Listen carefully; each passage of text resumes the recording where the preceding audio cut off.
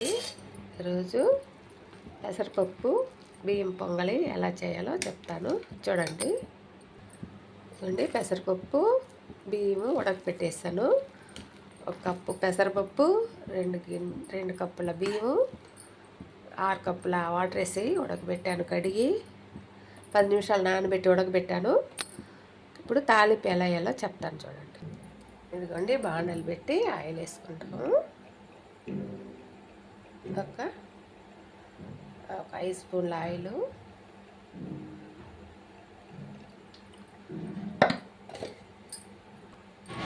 ఇదిగోండి ఆవాలు, ఇదిగోండి మిరియాలు, జీలకర్ర, ఇదిగోండి ఉల్లిపాయ ఒకటి, అల్లం ముక్క, చిన్న ముక్క, కరివేపాకు, తగినంత సాల్ట్, తగినంత నెయ్యి అండి. మిరియాలు, జీలకర్ర, ఆవాలు వేగిపోయింది.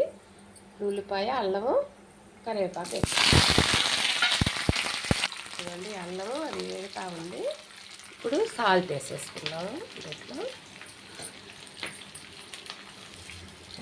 ఇదిగోండి నెయ్యి కూడా ఒక గుంటకి స్పూను దాన్ని వేసేసుకుంటాము. కావాలంటే ఇంకా ఒక్కొక్క గంట కూడా వేసుకోవచ్చు. ఇదిగోండి పోపు వేగింది. ఇప్పుడు పొంగల్ వేసేసుకుందాం అండి. స్టవ్ కట్టేసి ఇదిగోండి వేసేసాను. ఇదిగోండి మళ్ళీ స్టవ్ వెలిగించి కుక్కర్ పెట్టాను. అందులో వాటర్ గ్లాస్ పోసుకుంటున్నాము. ఇదిగోండి వాటర్ వేసేసుకుంటాము.